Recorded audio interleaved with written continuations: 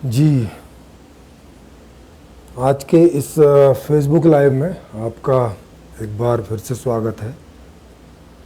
और मेरा नाम है प्रेमजीत सरोही और ये प्रोग्राम आप तक यूएलएम टीम के द्वारा पहुंच रहा है, यूनिवर्सल लाइफ मैनेजमेंट टीम के द्वारा। और लेट होने के लिए क्षमा चाहता हूँ। आज यहाँ गंगोत्री में 3:30 बजे ही टावर चला गया था, जो अभी जस्ट थोड़ी देर पहले ही आया है। तो आज के टॉपिक पर आते हैं। आज का टॉपिक है कि लोग हमें अच्छे और बुरे जैसे दिखाई पड़ते हैं। हम अपने अंदर भी देखें तो हमें ये समझ में आएगा कि हमने भी कई बार बुरे काम किए हैं, कई बार अच्छे काम किए हैं। ऐसा लगभग हर एक की ज़िंदगी में है। दुनिया में ऐसा आदमी ढूंढना लगभग नामुमकिन है कि जिसने बुरे ही काम किए हों, अच्छे ना किए हों, या जिसने अच्छे ही किए हों, बुरे ना किए हों। चूँकि सभी लोगों की ज़िंदगी में अलग अलग तरह की सिचुएशन आती हैं, तो किसी की ज़िंदगी में बुरे काम करने की सिचुएशन ज़्यादा आती हैं, किसी की ज़िंदगी में अच्छे काम करने की सिचुएशंस ज़्यादा आती हैं। और ये अच्छा और बुरा आज के संविधान के हिसाब से रहता है, संविधान के हिसाब से, आपकी संस्कृति धर्म के हिसाब से, इत्यादि इत्यादि। तो मुख्य प्रश्न है कि कोई लोग बुरा काम क्यों करते हैं। अच्छा तो चलो ठीक है, सब चाहते हैं कि दूसरा भी अच्छा करे, मैं भी अच्छा करूं, वो तो ठीक है। हम लोग इसके कारण में जाने की कोशिश करेंगे कि बुरा काम कोई भी नहीं करना चाहता, फिर भी क्यों हम करते हैं, या क्यों कोई भी करता है, इसके कारण में जाएंगे और इसके फिर निवारण में भी जाएंगे। क्योंकि इसके मूल कारण में जाएंगे तो मूल से निवारण होगा। तो जितने गहरे हम कारण में जा पाते हैं, उतनी ही गहराई से निवारण भी मिल पाने की संभावना होती है। और अगर हम किसी समस्या के, किसी परेशानी के कारण में नहीं जा पाते, तो निवारण का कोई सवाल ही नहीं उठता। फिर कारण में चले जाएं तब भी निवारण की संभावना पैदा होती है। तो इस बात को हम लोग समझें। तो हम कोई बुरा काम क्यों करते हैं, इसके पहले हम समझ लें कि हम कोई काम करते ही क्यों हैं। इससे आपको ये समझ में आएगा कि हम कोई भी काम करते ही क्यों हैं। कुछ भी काम क्यों करते हैं, आखिर उसके पीछे क्या क्या वजह रहती है। क्योंकि हम लोग, मनुष्य लोग, कोई पागल तो है नहीं है कि यूं ही कुछ भी खोपड़ी में आया कर दिया। खोपड़ी में आने के कारण होते हैं, खोपड़ी में क्या क्या चीज़ें आती हैं, क्या क्या चीज़ें नहीं आती हैं, कब कब आती हैं, किन किन सिचुएशंस में, किन किन स्थिति परिस्थिति में क्या क्या आता है। ये सब आज की इस स्थिति में समझेंगे कि हम कोई चीज़ करते ही क्यों हैं। बचपन से ही लेते हैं, जब हमें थोड़ी सी भी समझ नहीं होती है या होती है, जब स्टार्ट हो रहा होता है, तो हम देखेंगे कि जब हम छोटे थे, जितनी भी हमें छोटे की याद है, या अभी हम जो छोटे बच्चों को देखते हैं जो हमारे सामने हैं, तो देखेंगे वो उनके सामने कई स्थिति परिस्थिति खड़ी होती है और उस स्थिति परिस्थिति में कई सारे विकल्प उनके सामने आते हैं। तो वो उनमें से कुछ एक विकल्प का चुनाव करते हैं। तो वो उसी विकल्प का क्यों चुनाव करते हैं, और किसी भी विकल्प का चुनाव ही क्यों करते हैं। जब हम इसकी गहराई में जाते हैं, जैसे आपने बच्चे के सामने 10 तरह के बिस्किट रख दिए, नमकीन रख दी, 10 तरह की मिठाई रख दी, तो वो क्या करता है, वो एक तरफ से, अभी समझो कि उसने इनमें से कुछ, किसी भी चीज़ का टेस्ट नहीं किया, ये सारी मिठाइयाँ, बिस्किट और ये सब नए हैं उसके लिए, तो वो उस तरफ जाता है, उनको एक एक करके उठा के खा के देखता है, दूसरे को उठाता है, तीसरे को उठाता है, कुछ को ज़्यादा खाता है, कुछ को कम खाता है, कुछ को टेस्ट करके ही छोड़ देता है, नहीं खाता है। और ऐसा तब तक करता रहता है वो जब तक उसका पेट भरता है। तो उसने ऐसा क्यों किया? या हमारे सामने बहुत सारे प्रकार के मिष्ठान आए या व्यंजन आए, तो हम कुछ को ज़्यादा खाते हैं, कुछ को कम खाते हैं, कुछ को खाते ही नहीं हैं, क्योंकि हमने वो पहले टेस्ट करके देख रखे हैं। हमें पता है कि हमारी उसमें रुचि है कि नहीं है, हमें वो टेस्टी लगता है कि नहीं लगता है। तो हम ऐसा क्यों करते हैं? इसके पीछे क्या अंतर जगत में क्या कारण है? क्यों हमारा हाथ कुछ एक चीज़ों की तरफ ज़्यादा बढ़ता है और उन चीज़ों को हम ज़्यादा खाते हैं? इसके पीछे सीधी सी बात है कि जिन भी व्यंजन में हमें टेस्टी लगता है, स्वादिष्ट लगता है, जिसका भी हमें पता है कि ये स्वास्थ्य के लिए बढ़िया है, ऐसा कोई ज्ञान भी है हमें, उस हिसाब से हम इन व्यंजन का चुनाव करते हैं। माने अपने आप को अधिक से अधिक सुखी करने के लिए कि हम टेस्ट के रूप में ज़्यादा से ज़्यादा सुख प्राप्त करें, फिर उससे स्वास्थ्य के रूप में ज़्यादा से ज़्यादा सुख प्राप्त करें। इसमें टेस्ट जो है वो पहली प्राथमिकता में होता है ज़्यादातर लोगों के लिए।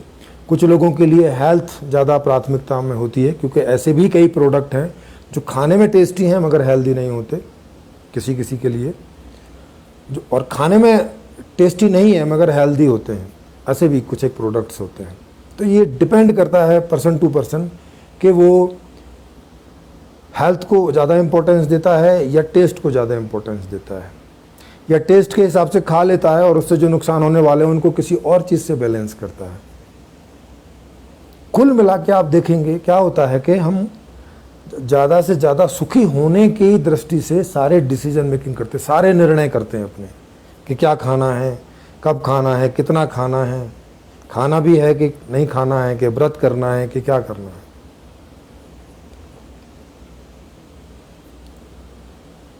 वैसे ही बच्चा जो है, क्योंकि उसको हेल्थ का कोई कॉन्सेप्ट होता नहीं है, तो वो टेस्ट के हिसाब से देखता है, क्योंकि हेल्थ का कॉन्सेप्ट तो दिमाग से समझ में आता है, जो बच्चे में होता नहीं। लेकिन उसके पास सेंसेस होते हैं, आँख, नाक, कान, जीभ, मुंह, ये सब होता है। तो वो जीभ से टेस्ट के आधार पर जो व्यंजन है या मिठाइयाँ हैं उसका चयन करता है। उसके पास एक ही आस्पेक्ट रहता है, क्या रहता है? स्वाद। हेल्थ का उसके पास आस्पेक्ट नहीं होता। हेल्थ का काम उसके लिए कौन करते हैं? उसके पेरेंट्स करते हैं, मदर फादर करते हैं, कि वो ऐसा कोई विकल्प नहीं रखते वहाँ जो उसको नुकसानदायक हो। तो ये काम उसके मदर फादर करते हैं, क्योंकि वो थोड़े समझदार होते हैं उस मामले में। तो ये हम कोई भी निर्णय किस आधार पे करते हैं? सुखी होने के आधार पे, वो चाहे हेल्थ का हो चाहे स्वाद का हो। सुखी आधार पे, सुख के आधार पे हम ये सारी डिसीजन मेकिंग करते हैं। ये आपको बात समझ में आ गई होगी कि हम किस आधार पर निर्णय करते हैं और क्यों करते हैं। अब आते हैं करने पर, क्योंकि आज का जो मुख्य सवाल था वो सवाल था कि हम ऐसे काम क्यों करते हैं जिन्हें बुरा कहा जाता है समाज में। बुरे से मतलब है कि उससे किन्हीं और दूसरे लोगों को नुकसान होता है, किन्हीं और दूसरे लोगों को दुख पैदा होता है या उनका सुख कम होता है। इसी दृष्टि में उसको खराब कहा जाता है, नहीं तो और तो कोई वजह है नहीं खराब कहने की।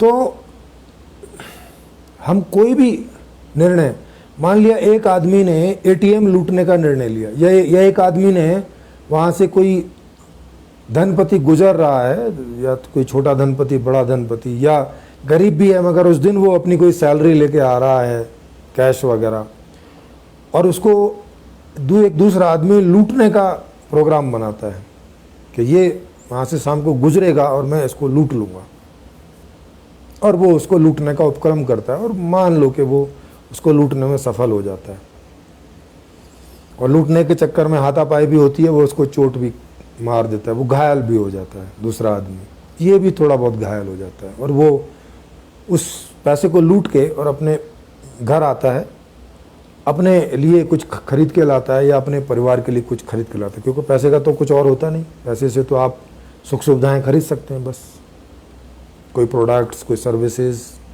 कपड़े, खाना पीना, रहना, या बीमार है कोई तो उसका इलाज करवाने के लिए बस पैसे का और तो कोई उपयोग होता नहीं है। अब आप बताइए कि इस बात को अगर आप सामाजिक दृष्टि से देखेंगे तो उसने बुरा कर्म किया, मगर ये उसने निर्णय कैसे किया, इसकी प्रक्रिया में जाइए।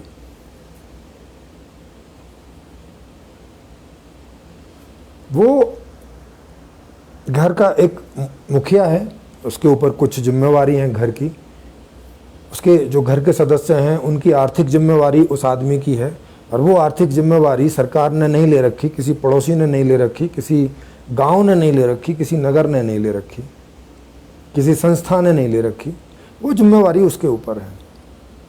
और अब उसकी जो योग्यता, क्षमता, जो भी कुछ है उससे वो संभव नहीं हो पाया। जो समाज में सही रास्ते थे, उन रास्तों से वो अपने परिवार का ठीक से भरण पोषण नहीं कर पा रहा। जो कि वो चाहता है कि वो हो, जो कि वो चाहता है कि मैं करूं, वो नहीं कर पा रहा है। अब नहीं कर पा रहा है तो अब वो कोई दूसरे तरीके ढूंढता है, जिन्हें समाज में खराब तरीके कहा जाता है। और उसको लगता है कि मेरे पास जो योग्यता क्षमता है, मैं हट्टा कट्टा हूँ या ऐसा कुछ भी, या मैं चालाक हूँ, या मैं ऐसा चतुर हूँ, या मैं ऐसा कुछ भी कर सकता हूँ, तो वो ये चोरी चपाटी 420 ये सब, इनमें से कोई भी चीज़ का निर्णय करता है कि मैं इस आदमी को लूट लूँगा, ये मेरे लिए आसान है। ठीक है, वो सैलरी लेकर आएगा 8-10 हज़ार, 20 हज़ार, 50 हज़ार, तो मैं उसको दबोच लूँगा धोखे से और छीन लूँगा। अब चाहे उसमें परिणाम कुछ भी हो, वो मरे, ये मरे, दोनों घायल हों, सफल हो, नहीं सफल हो, वो बात की बात है। लेकिन आदमी ने निर्णय लिया किस बात के लिए? उसने निर्णय लिया खुद को सुखी करने के लिए, अपने परिवार को सुखी करने के लिए, जिसमें उसके बच्चे हैं, उसकी पत्नी हैं, उसके बूढ़े माँ बाप हैं, या उसके कोई छोटे हैं तो भाई बहन कोई और हैं। उन सबके लिए उसने ये निर्णय लिया। तो अब क्या कहोगे इस बात को? बाहर से तो आप बोल दोगे ये तो बुरा आदमी है, इसने तो बुरा कर्म किया। बात भी ठीक है, परिभाषा के हिसाब से ये बुरा ही हुआ दूसरे के लिए, उसके लिए तो बुरा नहीं है। अगर वो सफल हो जाता है इसमें तो उसके और उसके परिवार के लिए तो बढ़िया है, 1-8 महीने का अच्छे से खाना पीना हो जाएगा अगर वो सफल रहता है तो। हाँ, इसकी सफलता के उतने चांसेस नहीं है जितना कि आप कोई जॉब कर रहे होते, कोई कारोबार कर रहे होते, उसके चांस होते हैं। उससे कम चांस हैं कि आप सफल होगे। लेकिन अगर हो गए तो 1 महीना निकल जाएगा। 1 महीना उसको अपने बच्चों के सामने बेइज्जत नहीं होना पड़ेगा, अपने माता पिता के सामने बेइज्जत नहीं होना पड़ेगा, अपनी पत्नी के सामने बेइज्जत नहीं होना पड़ेगा, और अपने कर्तव्य का वो निर्वहन कर पाएगा। अब बाहर से देखने में हम बड़े आराम से बोल देते हैं, कोई भी आदमी बोल देता है कि भाई ये आदमी बुरा है, और सारे आदमी, मतलब वो सब कहीं ना कहीं कुछ ना कुछ बुरा करते हैं। इस प्रकार के निर्णय कहीं ना कहीं, कोई छोटी चोरी, कोई बड़ी चोरी, कोई 420, कोई लोन ले लिया, समय पे नहीं पटाया या पटाया ही नहीं, या कुछ भी ऐसा कर दिया, ये सब बुरे ही कर्म तो हैं दूसरों की दृष्टि से, क्योंकि दूसरों को इससे नुकसान होता है, परेशानी होती है, दुख होता है। तो ये सब है ना। लेकिन इसका रूट कारण क्या है? आप कहोगे नहीं, कुछ लोग तो नशा पत्ती के लिए भी करते हैं। हाँ, तो वो खुद को तो सुखी करने के लिए कर रहे हैं ना। तो खुद को सुखी करना तो हर आदमी का कर्तव्य है, इसमें क्या बुरा है? इसमें अगर कोई भी आदमी सोचे कि वो टाइम पे अच्छे से खाना खाए, वो खाए, या जो भी वो नशा पत्ती करता है उसके भी उसके कारण है अपने कि क्यों करता है। तो लेकिन जो भी करता है तो वो अपने आप को या अपने परिवार को सुखी करने की दृष्टि से करता है। उसके अलावा बाद में फिर दूसरी प्रॉब्लम खड़ी होती हैं, जैसे कि मैं किन्हीं को दुश्मनी के रूप में देखने लगा कि भाई ये आदमी मेरे जीवन में अड़चन है और ये मुझे कुछ करने नहीं देता है, या इसकी वजह से नहीं है, ये मेरा दुश्मन है। तो फिर ये बाद में और इच्छाएं पैदा होती है, इसको मैं कैसे हटाऊं। वो भी क्यों होती है? क्योंकि इसको हटा दूंगा तो मेरी जो अर्निंग है, मेरा जो सुख के साधन है, वो कंटिन्यू हो जाएंगे। ये उसमें रोड़ा बना हुआ है। जैसे एक भाई दूसरे भाई को मार डालता है, किस लिए? इसलिए कि ये जिंदा रहेगा तो जो हमारे पास संसाधन है वो दो भाग में बढ़ जाएंगे, इसके पास चला जाएगा आधा, और वो चाहता है कि सारा संसाधन मेरे पास रहे। उसे लगता है कि जितना भी संसाधन है अगर बटेगा तो उसके लिए कम पड़ेगा। तो हम जितने भी सारे बुरे टाइप के निर्णय हम लेते हैं, उसकी मूल में क्या रहता है? उसके मूल में रहता है खुद को सुखी करना, या जिसे वो चाहता है, जिसको उसको जिन लोगों से प्रेम है, जिन लोगों से लगाव है, जिन लोगों के सुख दुख से उसको सुख दुख होता है, उसको फर्क पड़ता है।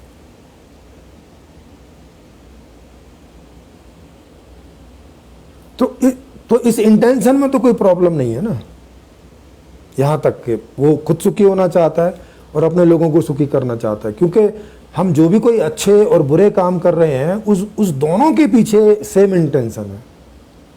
या एक ही आदमी कभी बुरे और कभी अच्छे काम करने के निर्णय लेता है, उन दोनों के पीछे एक ही इंटेंशन होती है कि खुद को सुखी करना या अपनों को सुखी करना, या खुद को किसी दुख से बचाना या अपनों को किसी दुख से बचाना। उसके लिए वो झूठ, फरेब, चोरी, 420, मर्डर, ये वो सब कुछ भी जब सिचुएशन के आधार पे, जरूरत के आधार पे, उसको जब जहां जैसा सूटेबल लगता है वो उस आधार से निर्णय करता है।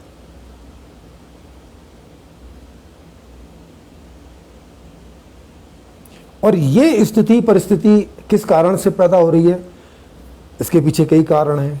पता नहीं उसको एजुकेशन मिलने का मौका मिला कि नहीं मिला तो उसको कहीं अच्छे से किसी स्किल उसके अंदर कोई डेवलप हो पाई कि नहीं हो पाई, उसके अंदर स्किल डेवलप होने की काबिलियत थी कि नहीं थी तो बाहर से उसको मौका मिला कि नहीं मिला भी तो फिर जॉब मिली कि नहीं मिली, जॉब मिली भी तो उसमें पर्याप्त सैलरी मिल रही है कि नहीं मिल रही है।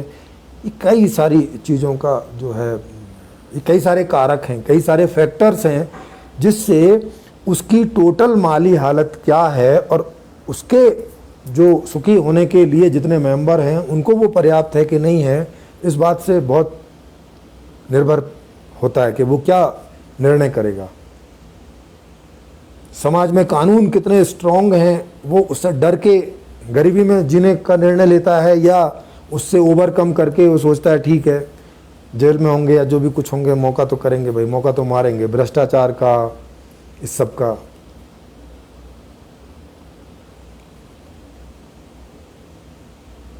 तो ये वो जो सारे निर्णय लेता है वो अपनी और अपनों की भलाई के चक्कर में लेता है। वो भी जो बुरे निर्णय ले रहा है और वो भी जो अच्छे निर्णय ले रहा है, दोनों के निर्णय के पीछे एक ही कारण है, एक ही इंटेंशन है, अपनी और अपनों की भलाई, अपने और अपनों के का सुख। और ये सदियों से चला आ रहा है आज तक।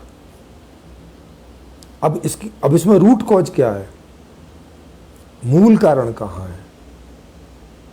मूल कारण है इसमें कि हम आज तक ऐसी व्यवस्था नहीं ले पाए या कर पाए जिसमें हर आदमी का जो ये सुख वाला फैक्टर है ये सबका सिक्योर हो जाए, सबका, जितने भी लोग हैं, जन्म से लेके और मरने तक, सीधे रास्ते से कंप्लीटली सिक्योर हो जाए। जब तक ये नहीं होगा तो आदमी अपने और अपनों के सुख के लिए कोई ना कोई तरकीब, और ये तरकीब जो हम बोल रहे हैं, तरकीब ये मतलब सिस्टम से अलग, सिस्टम में जो हैं वो तो लीगल है, वो उसको तो कोई बुरा नहीं बोलता है। सिस्टम से अलग जो हम लोग ढंग खोजते हैं वो हम खोजते ही जब हैं जब सिस्टम वाला ढंग हमारे लिए पर्याप्त नहीं पड़ता, और बहुत सारे लोगों के लिए तो मिलता ही नहीं है। जैसे भी आप अभी देख रहे हैं कि बेरोजगारी कितने चरम पर है। जब ये सिस्टम रन भी हो रहा था कोरोना के पहले, तब भी बेरोजगारी कितने चरम पर थी कि बीजेपी को बोलना पड़ा कि हम हर साल 2 करोड़ जॉब पैदा करेंगे। और जॉब करने वाले कितने होते हैं? जॉब करने वाले कम से कम लोग होते हैं 15% के आसपास, ज़्यादा 15-18% के आसपास। अगर एक फैमिली में एक आदमी को भी लगाओ तो, पति पत्नी में से किसी एक को, अगर 6 सदस्य हैं, 2 बच्चे हैं, 2 माता पिता हैं बूढ़े और 2 जवान, तो उनमें से अगर एक आदमी भी काम करेगा तो टोटल पॉपुलेशन का छठा हिस्सा, माने जैसे हमारे भारत में 135-40 करोड़ की जनसंख्या है, तो इसका छठा भाग आप लगा लो कितना हो गया, लगभग 25 करोड़ के आसपास, 24 या 22-25 करोड़ के आसपास बैठेगा। इतनी जॉब, वो भी पर्याप्त वाली जॉब, ये समोसा चटनी बेचने वाली नहीं, इनको जॉब नहीं बोलते हैं। जॉब का मतलब है कि जिसमें उसका परिवार, वो जो 6 मेंबर हैं, वो अच्छे से जी सकें। माने आज के हिसाब से देखा जाए तो कुछ भी नहीं है तो 70-80 हज़ार रुपये की इनकम हो, उसे आप रोजगार समझ के चलो, नहीं तो उसके नीचे कोई रोजगार नहीं है। उसके नीचे वाला रोजगार आप देखोगे तो वो उतना ही कमी है, वो उसको उतने ही या तो गरीबी में जीने को स्वीकार करना पड़ेगा और या तो कोई इधर उधर का तरीका निकालना पड़ेगा। और ये इधर उधर के तरीके ही सारे आपराधिक तरीके होते हैं, आपराधिक तरीके।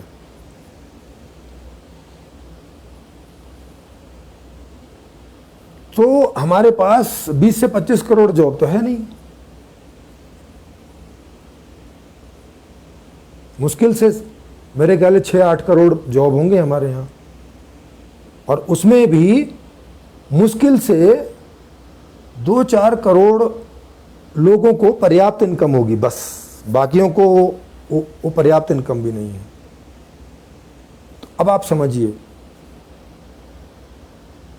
कि 2-4 करोड़ लोगों को, 20 करोड़ के ऊपर जो और 2-4 करोड़ उनको छोड़ दें, तो 20 करोड़ लोग जो हैं वो इस बात को सोचने के लिए मजबूर हैं कि उन्हें कोई सिस्टम से अलग कोई तरीका अपनाना पड़ेगा अगर उन्हें ठीक से जीवन जीना है तो।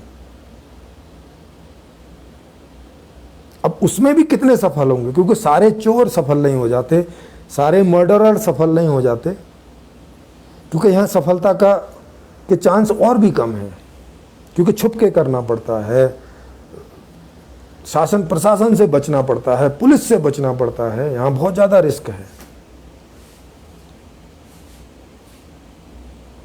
तो इनमें से भी ये 20 करोड़ कोई अदरवाइज 420 कुछ ऐसा करेंगे, इनमें से भी कोई समझ लो कोई ऐसे कोई 10-20 लाख लोग कभी सफल होते होंगे। बाकी करते हैं मगर सफल नहीं होते हैं, पकड़े जाते हैं, जेल में जाते हैं, लेने के देने में पड़ जाते हैं, मगर फिर भी सोचना तो होता है ना, क्योंकि करना तो होता है, क्योंकि सफल हो गए तो। जैसे लोग बिजनेस में पैसा लगाते हैं तो यही सोच के लगाते हैं कि सफल होंगे, पर सारे तो सफल नहीं होते बिजनेस वाले भी। क्यों नहीं होते? क्योंकि भाई व्यवस्था ही ऐसी हो रखी है, बाजार में मांग ही नहीं है, लोगों के पास पैसा नहीं है, बाजार में मांग नहीं है, मांग नहीं है तो प्रोडक्शन नहीं है, प्रोडक्शन नहीं है तो जॉब नहीं है। तो आप अदरवाइज भी कुछ भी कर भी लोगे तो भी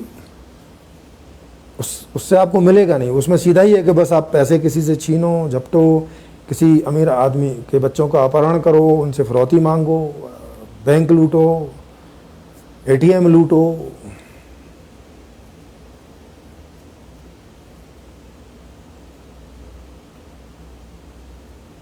तो जनता का एक बड़ा हिस्सा इस गलत तरह के काम पर जीने को निर्भर है। उनके पास सिस्टम ने ऐसी कोई सिक्योरिटी नहीं दी है कि भाई आपको सिस्टम वाले तरीकों से कम इतना तो आपको मिल ही जाएगा, ऐसा करके कोई सिक्योरिटी नहीं है। तो अब ये लोग ऊट-पटांग काम नहीं करेंगे तो क्या करेंगे? क्योंकि जीना तो है ना, खुद जीना है, बच्चों को भी जिलाना है, पत्नी को भी जिलाना है, बूढ़े माँ बाप हैं उनको भी जिलाना है, उनका मेडिकल का भी खर्चा है, खाने का खर्चा है, कपड़ों का खर्चा है, रहने का खर्चा है, पानी का खर्चा है, बिजली का खर्चा है, हर चीज़ का खर्चा है।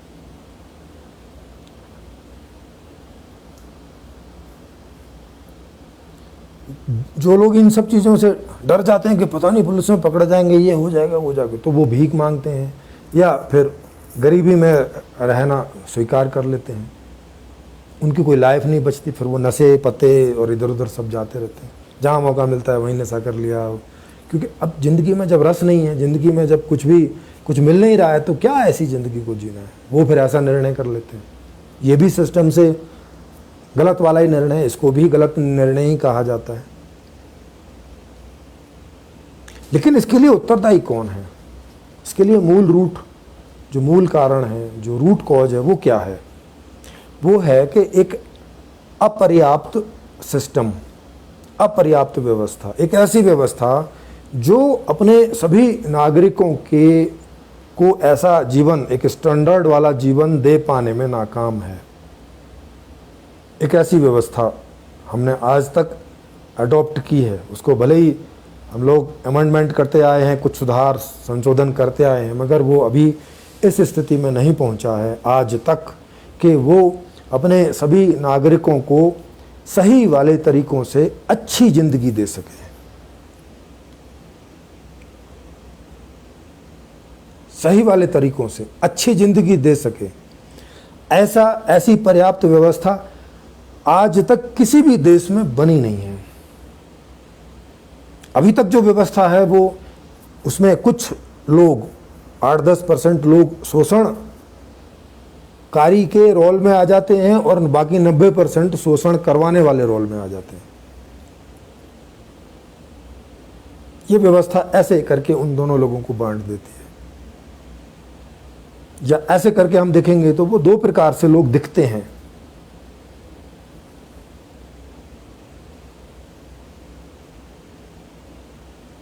अब बताइए, इसमें आप किसको अच्छा और किसको बुरा बोलेंगे?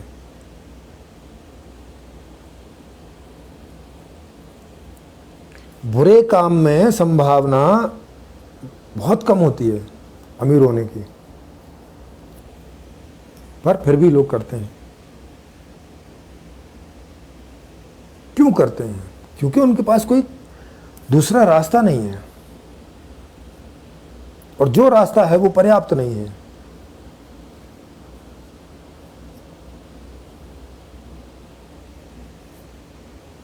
अभी जैसे राज कुंद्रा को देखो, वो सुनते हैं कंबल बेचा करता था, शुरू में गरीब था। अब कंबल बेच के उसको नहीं कुछ पड़ता होगा, क्योंकि कंबल कितने खरीदे जाते हैं।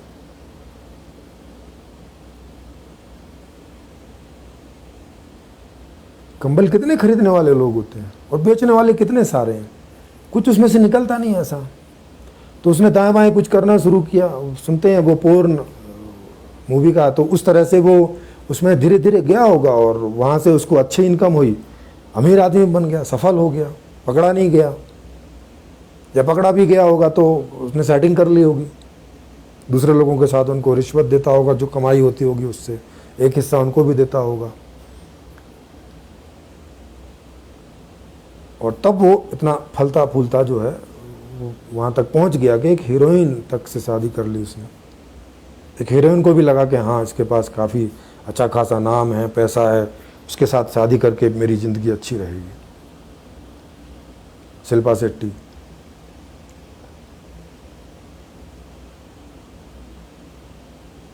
क्यों कोई अभिनेत्री किसी गरीब से शादी नहीं करती? क्योंकि वहाँ क्या ज़िंदगी है, उसके पास तो कुछ भी नहीं है। वहाँ क्या करेगी? वहाँ जो है मुफलिसी का जीवन जिएगी, गरीबी का जीवन जिएगी, जो कोई नहीं जीना चाहता। वहाँ और ज़्यादा मजबूर हो जाएगी। वहाँ तो उसको हो सकता है कि वहाँ पर उसको वैश्यावृत्ति भी करनी पड़े, और करती ही हैं। कितनी सारी महिलाएं हैं जो वैश्यावृत्ति वाला, मजबूरी वाला ढंग अपनाती हैं पैसे कमाने के लिए, अपना घर चलाने के लिए, अपने आप को चलाने के लिए, अपने आप को सुखी करने के लिए, अपने घर वालों को जो भी उनके डिपेंडेंट हैं उनको सुखी करने के लिए। तो वो क्यों करती हैं ऐसा? क्योंकि सिस्टम उनके लिए कोई रास्ता ही नहीं बना के रखे हुए कि वो सही ढंग से अपना जीवन यापन कर सके, सही ढंग से वो सुखी सुखी जीवन जी सके।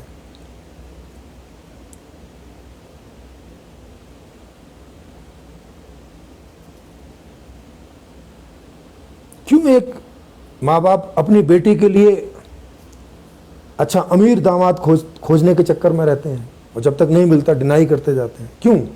इसी चक्कर में उन्हें पता है कि व्यवस्था जो है केवल कुछ ही लोगों को मौका दे के रखती है। आज तक की जो व्यवस्था है वो केवल 8-10% लोगों को मौका दे के रखती है कि वो ही ठीक ढंग से जी सकते हैं, बस जैसा चाहें, बाकी नहीं जी सकते, बाकी का संभव नहीं है। क्यों नहीं है ये मैं आपको अर्थशास्त्र में बता ही चुका हूं कि जंगली अर्थशास्त्र है, घटिया, बिना बुद्धि वाला, ऐसे जाहिल अर्थशास्त्र है, अनपढ़ों वाला अर्थशास्त्र है। या ये सुन के आपको बड़ा अतिशयोक्ति जैसी लगेगी कि अब तो इतनी एजुकेशन है, अब तो इतना विज्ञान है। हाँ, विज्ञान खूब है, शिक्षा भी ठीक ठाक है कुछ हद तक, उसके बावजूद जो हमारा अर्थशास्त्र है आज तक का, वो एकदम अनपढ़ वाला है, गंवार वाला है, जाहिल वाला है। वही चला रहा है जो जंगल से चला रहा है, चीज के बदले चीज।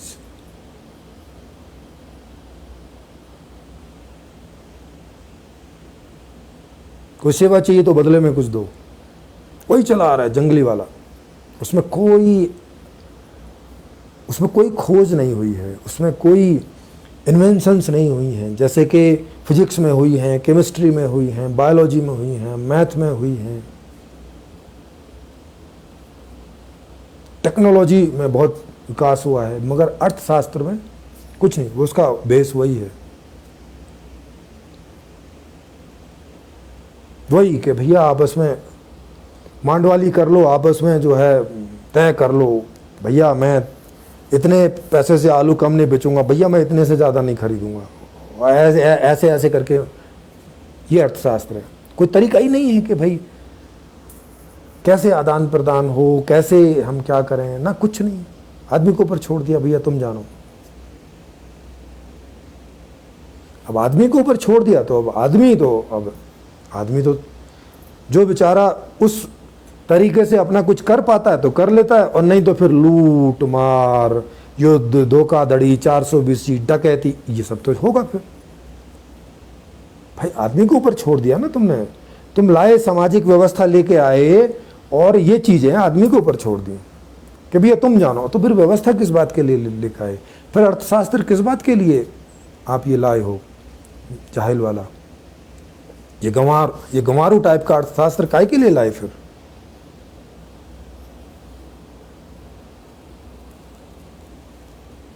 ये तो ऐसे ही हो गया जैसे हम मेडिकल की किताब लिखते हैं, इतनी बड़ी, इतनी मोटी, और फिर कोई बीमार आया उसको बोले अरे भैया तुम जानो,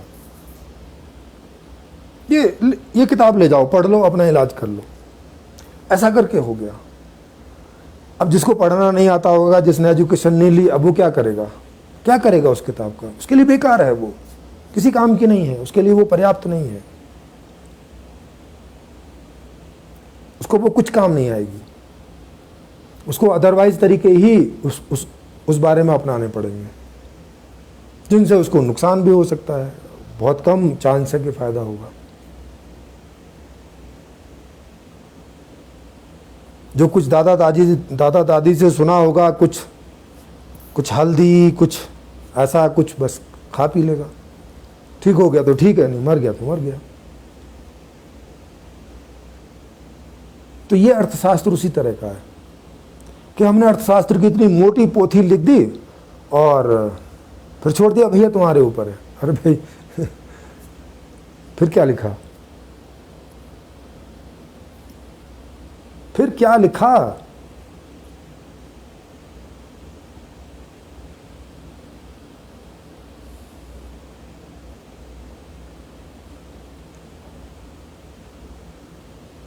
तो इस बात से आप समझ गए होंगे कि जो लोग भी बुरा काम करते हैं उसके पहले वो निर्णय लेते हैं अपने अंदर के बुरा काम करना है, तो वो निर्णय किस कारण से लेते हैं, किस कारण से उसे अमल करते हैं, ये आपको समझ में आ गया होगा। उसका एक ही रूट कॉज है, और वो है कि वो जिस व्यवस्था में जी रहे हैं वो व्यवस्था लायक नहीं है, सारे नागरिकों के हिसाब से उनके लिए पर्याप्त नहीं है। वो व्यवस्था सभी नागरिकों के हिसाब से नालायक है। नालायक समझते ना, अनेबल है, एबल नहीं है, वो लायक नहीं है, क्षमतावान नहीं है। अभी जो व्यवस्था है, और अभी नहीं आज तक की, पीछे से जितनी भी आज तक की व्यवस्थाएं रही हैं वो सब नालायक व्यवस्थाएं हैं। किस हिसाब से? जिस हिसाब से लोगों को, जो उसके नागरिक हैं, आज के जन्मे बच्चे से लेके आज के मरने वाले बूढ़े तक, वो उसके लिए नाकाफी है, नालायक है। तो ये नालायक व्यवस्था है अभी तक की, जितनी भी हैं, पीछे की भी सारी, कहीं से भी लगा लो, सनातन धर्म से, और या कोई लोग बोलते हैं कि बुद्ध धर्म पुराना है या श्रमण धर्म पुराना, जो भी लगाते हो कहीं से भी लगा लो, शुरू से लेके और आखिर तक, आज तक, और पूरे वर्ल्ड की व्यवस्था है, खाली भारत की नहीं, वो सब नाकाफी हैं, नालायक हैं। अभी तक वो लायक नहीं हुई, अभी तक वो उपयुक्त नहीं हुई, अभी तक वो समर्थ नहीं हुई कि अपने सभी नागरिकों का अच्छे लेवल से उनको जीवन दे सके।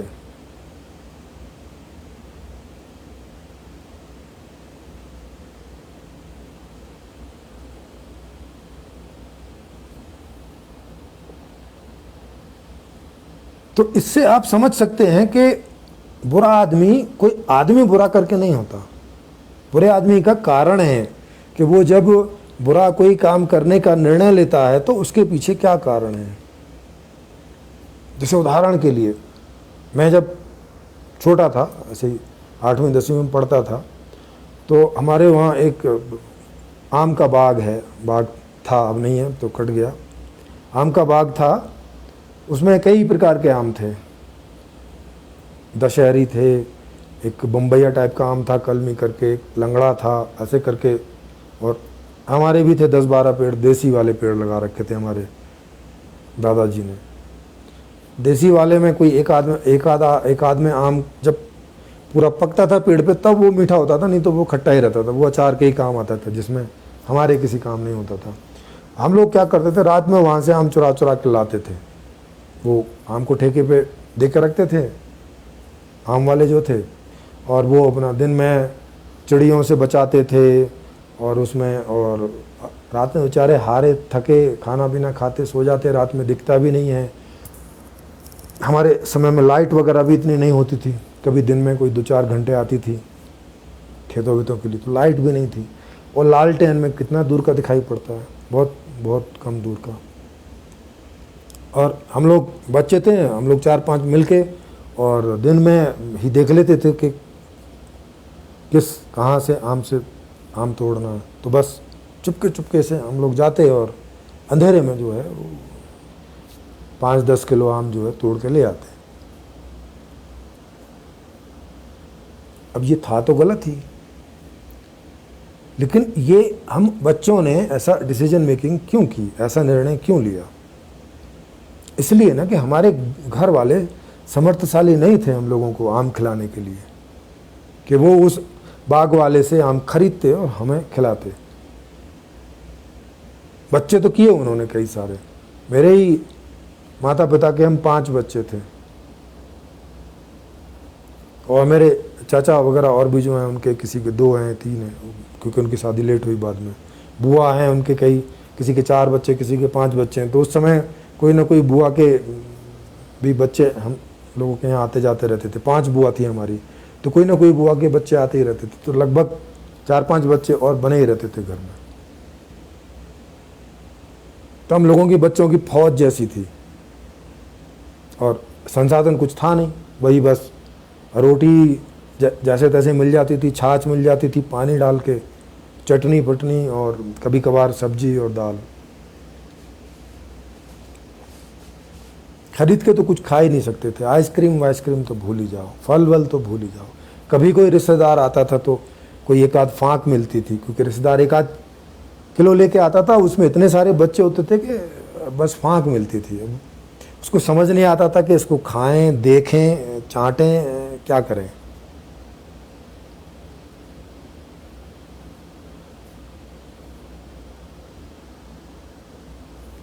तो अच्छा, वहां से चुरा के ले आए सारे बच्चे मिलके। अब मैं क्या करता था कि हमने वो लाके सब भूस वगैरह में हम लोग कहीं दबा देते थे, अपने अपने बांट लिए हमने, एक एक 2-2 किलो आते थे एक के हिस्से में, और हमने अपने अपनी जगह दबा दिए। अब चूंकि मैं उनमें बड़ा भी था तो मुझे वो सब पता चलता था किसने कहाँ दबाए हैं, और वो वही वहाँ भूस होता था, सब उसी में कहीं ना कहीं दबाते थे, अपने याद रखते थे। मैं कई बार औरों के भी आम निकाल निकाल के खा जाता था एक एक क्यों खा जाता था? क्योंकि मुझे आम बहुत टेस्टी थे, दूसरे बच्चों को भी टेस्टी थे, पर मैं निकाल निकाल के खा जाता था। तो मैंने ये गलत डिसीजन क्यों लिए? अब वो बच्चे फिर दुखी होते थे, मुझे बुरा भी लगता था, लेकिन अब क्या करो, या तो अपने आप को दुखी करो और या तो उनको दुखी होते हुए देखो।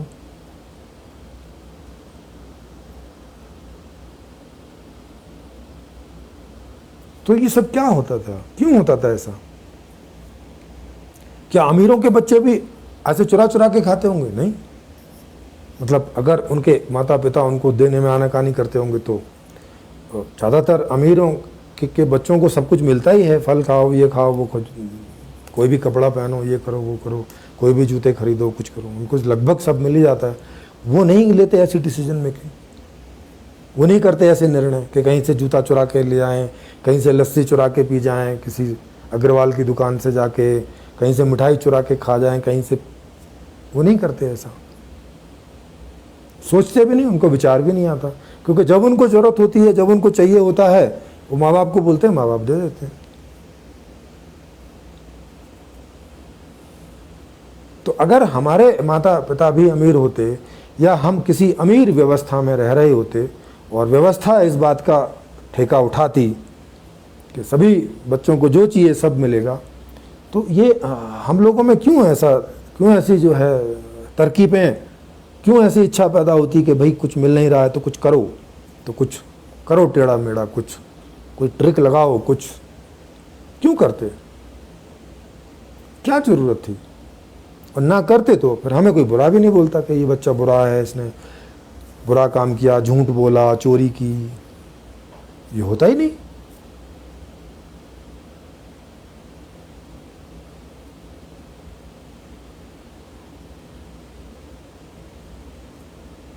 अब आप बोलोगे ये कोई संभव है क्या, सबको सब कुछ मिल जाए?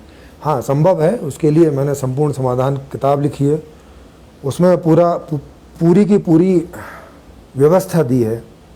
उस व्यवस्था में ये संभव है, हर बच्चे को जन्म से लेके और मरने तक, हर आदमी को, हर बच्चे को, हर युवा को वो जैसी ज़िंदगी जीना चाहेगा वैसी ज़िंदगी जी पाएगा। उसे जो जो चाहिए होगा वो सब मिलता रहेगा। फिर वो ऐसे तिकड़मबाजी नहीं लगाएगा, फिर वो ना झूठ बोलेगा, ना फरेब करेगा, ना 420 करेगा। बैंक तो होंगे ही नहीं, क्योंकि उसमें वो मनी लेस सिस्टम है। तो भ्रष्टाचार, ये वो, पैसे के लिए वो जो सब कुछ होता है वो सब होगा ही नहीं, और सब कुछ सबको अवेलेबल रहेगा। कैसे रहेगा, उसके लिए पूरी व्यवस्था उसमें लिखी हुई है, और कैसे सब कुछ की गारंटी रहेगी वो भी सब उसमें लिखा हुआ है। और उसके बहुत सारे वीडियोस मैंने बनाए हुए हैं। यूनिवर्सल लाइफ मैनेजमेंट चैनल पे आप जाएंगे यूट्यूब पे, तो वहाँ 150-200 वीडियोस हैं, उनको आप देखेंगे तो वो सब इन्हीं टॉपिक्स पर हैं। उसके लिए अलग से मैं एक अभी सीरीज़ प्रीति जी के साथ कर रहा हूँ, उसमें फिर से उन सारी चीज़ों को और नए ढंग से और अच्छे ढंग से एक्सप्लेन करता जा रहा हूँ। वो अभी आनी शुरू हो जाएगी यूट्यूब चैनल पे, तो वो आप देख पाएंगे। आपने सब्सक्रिप्शन नहीं कर रखा है तो यूट्यूब चैनल पर जाके उसको सब्सक्राइब कर लें और नोटिफिकेशन वाली घंटी दबा दें। जब भी वीडियो उस पर डलते रहेंगे आपको उनका नोटिफिकेशन आता रहेगा, ताकि आप उन्हें देख सकें। और एक दिन छोड़ के एक दिन और डेट में फेसबुक लाइव होता है, और इवन डेट में रात को 9 से 11 बजे मीटिंग होती है ऑनलाइन ओपन मंच पे। वहाँ आप शिरकत कर सकते हैं। वहाँ आके कुछ बोलना चाहें बोल भी सकते हैं, कुछ पूछना चाहें पूछ भी सकते हैं, केवल सुनना चाहें सुनते भी रह सकते हैं। तीनों ऑप्शन वहाँ सबके लिए मौजूद हैं। वो क्योंकि ओपन मंच है, वो सबके लिए ओपन है। जैसे मेरे लिए है वैसे ही वो सबके लिए है। वहाँ जो भी कोई बोलना चाहे तो पहला मौका उनका है, मेरा बाद में है। मैं वहाँ तभी बोलता हूँ जब कोई नहीं बोलने को आता है। तो वहाँ पहला मौका मेरे अलावा सबका है और नंबरिंग से है। जो पहले उसको बुक कर लेगा उसका पहले है।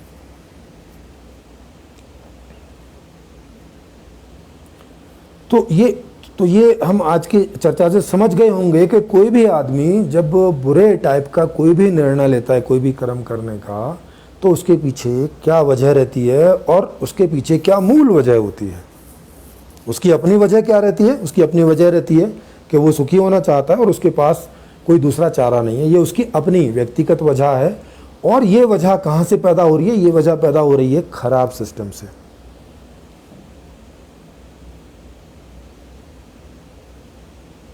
तो इसका उपाय कहाँ से होगा? वहीं मूल से उपाय होगा कि आप ऐसी व्यवस्था ला दीजिए कि सबके लिए पर्याप्त हो। फिर कोई नहीं, फिर कोई बुरा करने का की ना इच्छा पैदा होगी, ना विचार पैदा होगा, ना कोई भाव आएगा, ना कोई कर्म निकलेगा। ऐसा कुछ नहीं निकलेगा, उसका स्टार्ट ही नहीं करेगा। बुरे कर्म का अंदर से लेके और बाहर तक कोई चरण पैदा नहीं होगा, क्योंकि पैदा तो अंदर से होता है और परिस्थिति बाहर बनी होती है। तो बाहर परिस्थिति ही नहीं बनेगी तो उसकी शुरुआत ही नहीं होगी।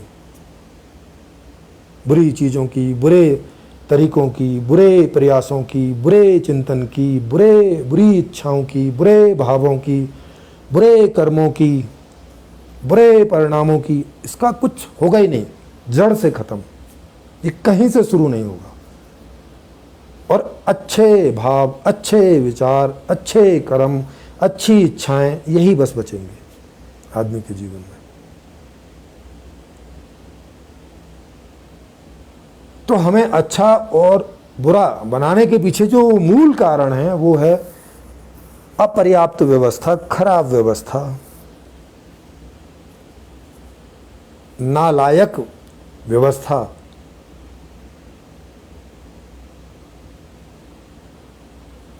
ये कारण है। और उसका निवारण है एक लायक व्यवस्था, एक सही व्यवस्था, एक पर्याप्त व्यवस्था, जो मैंने संपूर्ण समाधान में लिख दी है। उसका आप अध्ययन करें, उसको सुन भी सकते हैं, यूट्यूब पर वो ऑडियो में भी उपलब्ध है।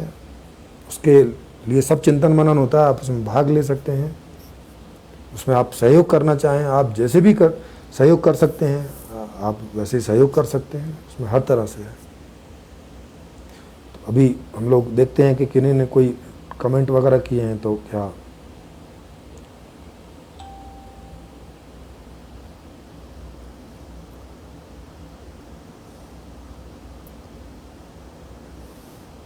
योगा भूरे जी कह रहे हैं कि व्यक्तित्व कारण बुरे कर्म करते क्या हम? नहीं जी, अभी मैंने बता ही दिया है, व्यक्तित्व के कारण नहीं करते, खराब व्यवस्था के कारण करते हैं। व्यक्तित्व में कुछ खराबी नहीं होती। व्यक्तित्व का मतलब रहता है हमारी लाइक और डिसलाइक। हम ये जानना चाहते हैं, ये करना चाहते हैं, ये भोगना चाहते हैं, ये हमारी पर्सनैलिटी होती है कि मुझे सेब पसंद है, आपको आम पसंद है, किसी को टमाटर पसंद है, तो इसी को व्यक्तित्व बोलते हैं। तो इसमें तो कुछ भी अच्छा बुरा नहीं है। तो व्यक्तित्व सब बढ़िया ही होते हैं, उसमें कुछ भी ऐसा नहीं होता कि वो कुछ बुरा होता है। तो व्यक्तित्व कोई कारण नहीं है।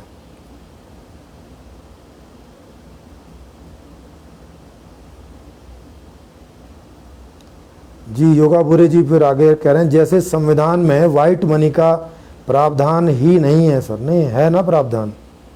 अगर आप टैक्स मतलब संविधान के हिसाब से चलते हैं, टैक्स पे करते हैं, डायरेक्ट इनडायरेक्ट सब प्रकार का, तो उसी को वाइट मनी बोला जाता है। तो वाइट मनी का प्रावधान है उसमें।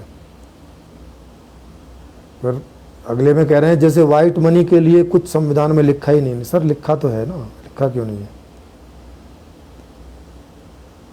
वाइट मनी के बारे में लिखा हुआ है पूरा कि किसको वाइट मनी बोलते हैं, किसको ब्लैक मनी बोलते हैं। नहीं लिखा होता तो वो कैसे तय करेंगे? ब्लैक मनी का जब केस जाएगा जज के पास तो वो कैसे तय करेगा अगर लिखा नहीं है तो? सब लिखा हुआ है। लेकिन ये तो संविधान ही पूरा नालायक है, अपर्याप्त है, तो उसमें लिखा हो नहीं लिखा हो उससे कोई फर्क नहीं पड़ रहा ना। तो ये वाइट मनी का और ब्लैक मनी का आज के टॉपिक से कोई लेना देना नहीं है। आज का टॉपिक है कि कोई भी आदमी बुरे काम करने का निर्णय क्यों लेता है और फिर बुरा कर्म करने क्यों जाता है, क्योंकि बिना निर्णय के तो जाएगा नहीं। अंदर पहले पूरी प्रक्रिया चलेगी, बाहर उसकी परिस्थिति खड़ी है, उस परिस्थिति में उसको इच्छा हुई कि भाई इसमें तो मैं अपना सुख हासिल कर नहीं पा रहा, तो अब मैं कैसे करूं? तो उसके सामने कुछ विकल्प आते हैं, कोई चोरी का विकल्प आता है, कोई 420 का विकल्प आता है। वो देखता है अपने आप को कि मैं क्या कर सकता हूं। तो उन विकल्पों में से जिसमें उसे ज़्यादा संभावना दिखती है उस विकल्प को वो चुन लेता है और उस पर वो फिर क्रियान्वित हो जाता है, उसको कर्म में परिणित कर देता है। और जब वो कर्म में परिणित करता है तो वो हमें दिखाई पड़ता है बाहर। अंदर जो प्रक्रिया चल रही थी वो तो दिखाई पड़ती नहीं है दूसरे की, अपनी हम जान सकते हैं। जैसे मैंने अपनी बताई कि जब हम आम चुरा के लाते थे, फिर एक दूसरे के भी चुराते थे, तो अंदर क्या चलता था वो मैंने अपना बताया। आप अपने अंदर देख सकते हैं, कभी आपने ऐसा किया होगा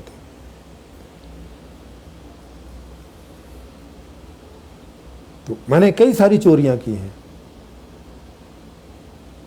बचपन में।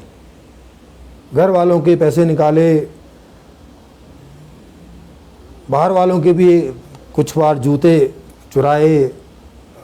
अग्रवाल था एक हमारे यहाँ लस्सी वाला, उधर दिल्ली में जब मैं था, तब मैं 12th में था, छोटा भी नहीं था कोई, 17-18 साल का, कितना था, 17-18 साल का होऊंगा। तब अग्रवाल की लस्सी कई बार हम लोगों ने पी के और बाद में पे नहीं किया, क्योंकि वो उसके यहाँ भीड़ होती थी, हम लोग पी के निकल जाते थे आँख बचा के। जूते भी चुराए, क्योंकि घर वाले उतना सब खर्चा करने की स्थिति में नहीं थे।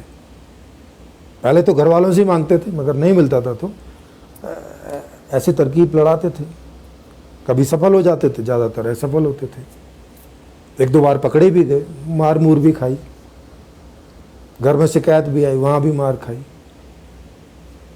तो ये सब होता था। मगर इसको समझने के लिए इन चीज़ों को ऑनेस्टली हमें सामने रखना ज़रूरी है। हमें पता चले कि हम कब क्या चीज़, क्या हम जैसी भी इच्छा करते हैं उसके पीछे क्या विज्ञान रहता है हमारा, क्या साइंस है, क्या कारण है, क्या उसकी वजह है। तभी हम मौजूदा जो स्थिति परिस्थिति है उनमें उनका परिष्करण कर सकते हैं, उनका संशोधन कर सकते हैं और खराब से अच्छी स्थिति की तरफ जा सकते हैं।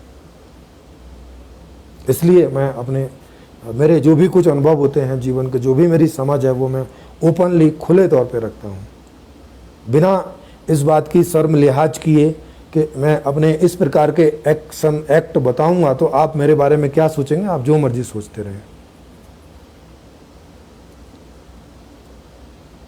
मैं जैसा हूं अपने आप को वैसा ही सामने रखने की पूरी कोशिश करता हूं, मुझे जितना भी सब याद है, जो भी कुछ है उस हिसाब से, ताकि हम व्यवहारिकता में बात समझ सकें, कहानियों में नहीं, व्यवहारिकता में, वास्तविकता में, रियलिटी में।